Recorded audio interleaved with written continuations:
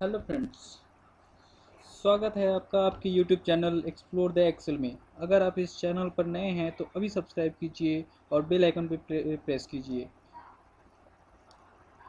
दोस्तों, आज का टॉपिक है with column, columns, row and rows functions. हम इस फंक्शन को यूज़ करना जानेंगे कि किस तरह से हम इसका यूज़ कर सकते हैं और किस तरह से ये रिज़ल्ट देता है। तो दोस्तों, इसको समझने के लिए देखते रहिए वीडियो को एंड तक ज़रूर देखें और लाइक करें। अगर आपको पसंद आया तो लाइक करें। तो लेट्स बिगिन।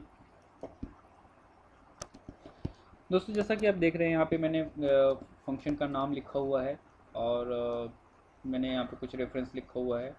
तो इसी तरह से मैं इसमें एक रिजल्ट का कॉलम दूंगा जिसमें कि हमारा रिजल्ट आएगा।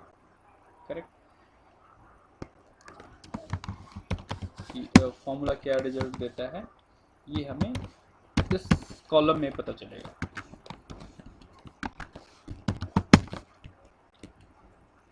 तो इस तरह से दोस्तों मैंने इसमें सारी चीज़ें इसमें लिख दी है।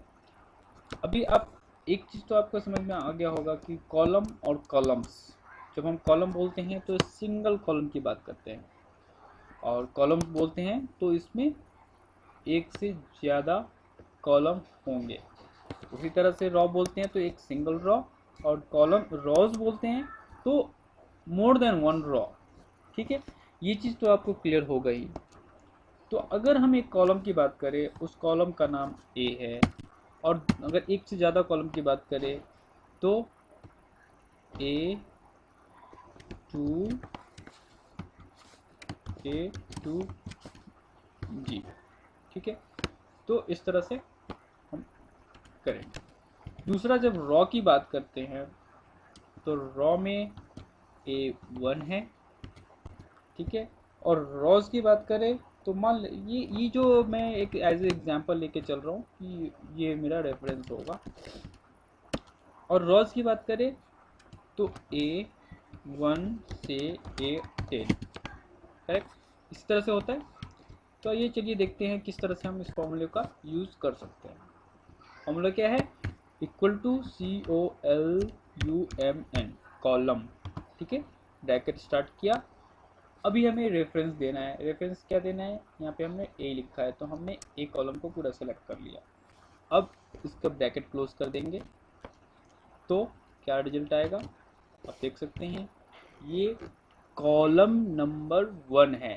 दैट मीन्स ये हमें जो रिजल्ट देता है वो कॉलम नंबर की रिजल्ट देता है। इसी तरह से अगर हम यहाँ पे ए की जगह पे जी कर देंगे तो क्या होगा, तो आप वो भी देख सकते हैं। यहाँ पे मैंने जी कर दिया और यहाँ भी मैंने जी कर दिया। अभी क्या दिखा रहा है? 7। That means 1 2 3 4 5 6 and 7। That means ये हमें क्या देता है? कॉलम नंबर देता है। अब इसका एक और तरीका है यूज़ करने का। अभी तो हमने इसको रेफरेंस दिया है। ठीक है, अगर हमें जिस कॉलम में हम प्रेजेंटली हैं उसका अगर पता करना हो तो उसके लिए हमें रेफरेंस देना पड़ेगा? ज़रूरत नहीं है, ज़रूरत नहीं है। अब मैं यहाँ पे डी करता हूँ। ठीक है, तो क्या आता है? 4। डी दिया फिर भी आ गया। अब हमें नहीं चाहते, हम डी लिखना नहीं चाहते, उस केस में क्या होगा? हमें सिंपली इसके अंदर के कंटेंट को हटाने पड़ेंगे और एंटर मार देंगे तो भी वही रिजल्ट देगा। तो कहने का मतलब ये है कि अगर हम करंट कॉलम का नंबर जानना चाहते हैं, जिस कॉलम में हम फॉर्मूला लगा रहे हैं उसी का नंबर अगर हमें जानना है तो फिर हमें रेफरेंस कुछ भी देने की ज़रूरत नहीं है। रेफरेंस कुछ भी देने की ज़रूरत नहीं है। करेक्ट है दोस्तों? होप आप समझ पाए होंगे। ठीक उसी तरह से जब कॉलम्स की बात करते हैं तो इसमें एक से ज़्यादा कॉलम्स की बात होती है। ठीक है दोस्तों, एक से ज़्यादा कॉलम्स की बात होती है। अभी हमने यहाँ पर रेफर किया है कि ए से जी कॉलम की हम बात करें तो फॉर्मूला लगाते हैं। क्या है फॉर्मूला?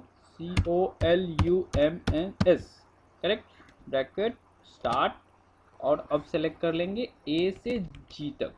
ए सेलेक्ट कर लिया हमने, BCDEF जी तक सेलेक्ट कर लिया। जी तक सेलेक्ट किया, फिर ब्रैकेट क्लोज किया और एंटर मार दिया। क्या आ रहा है? 7। कि ये जो टोटल कॉलम्स हैं, नंबर ऑफ कॉलम्स कितने 7 है। अगर मैं जी की जगह पे डी तक लूँ तो कितने आएंगे 4।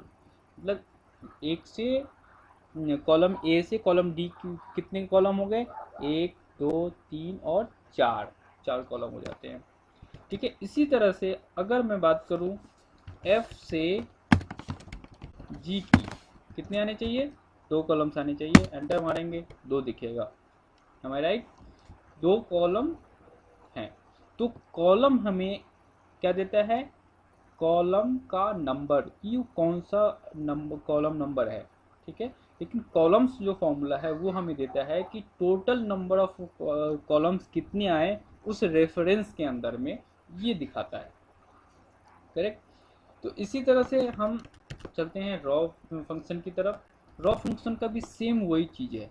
अगर हम सिर्फ रॉ की बात करें तो रॉ में हमें रेफरेंस देगा, रेफरेंस क्या देना होगा, अगर A1 हम देते हैं रॉ, ठीक है, तो क्या आ रहा है A1 क्या आ रहा है, हम क्लोज करते हैं ब्रैकेट को, अब देखते हैं क्या आया 1। दैट मीन्स A1 जो है वो रॉ नंबर 1 है। ठीक है, A जो है A1 वो रॉ नंबर 1 है।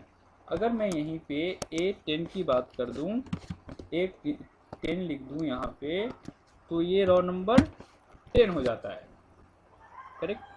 तो रॉ का फॉर्मूला भी हम इस तरह से कुछ यूज़ कर सकते हैं कि अगर मुझे जिस सेल में मैं फॉर्मूला लगा रहा हूँ रॉ का, उसी का मुझे रॉ नंबर चाहिए तो कैसे मिलेगा। तो उसके लिए क्या करना होगा, A10 लिखा था, अभी हम लगा रहे हैं D7 में, तो यहाँ पे D7 टाइप कर दिया। या फिर अगर D7 नहीं भी टाइप करते हैं, इसको अगर ब्लैंक भी रखते हैं तो भी हमें ये वही रिजल्ट देगा 7। D7 में भी 7 आया था और इसमें भी 7 ही आएगा। तो यहाँ भी वही हो गया कि जो रॉ फंक्शन है वो हमें बताता है कि आपका रॉ नंबर क्या है, जो रेफरेंस होगा आपका, वो रेफरेंस जो है आपका रॉ नंबर क्या है। और जो रॉज है वो रॉज फिर उसी तरह बताएगा कि दो जो रेफरेंस आपने दिया है उन दोनों के बीच में कितने टोटल रॉ आते हैं। ठीक है, तो वो फॉर्मूला कैसे लगाते हैं वो भी हम देख लेते हैं। Equal to ROWS bracket start, हमें लेना है A1 से A10। एक एग्जाम्पल है, आप जो मर्जी वो ले सकते हो। अब इसके बीच में कितने आ रहे हैं 10। कैसे आ रहे हैं आप यहाँ पे काउंट कर सकते हो 1 2 3 4 5 6 7 8 9 10, और ये देखो यहाँ पे A10 आ रहा है। तो A1 to A10 कितने हो गए 10 रॉज हो गए। तो इस तरह से आई होप कि आपको समझ में आया होगा। आप यूज़ कर सकते हैं इस फॉर्मूले का जहाँ भी चाहें। आप कई बार फंक्शंस किसी फॉर्मूले के साथ ऐड करने में ये काफ़ी हेल्पफुल होगा। Thanks for watching, keep watching my channel and don't forget to like, please like. Thank you.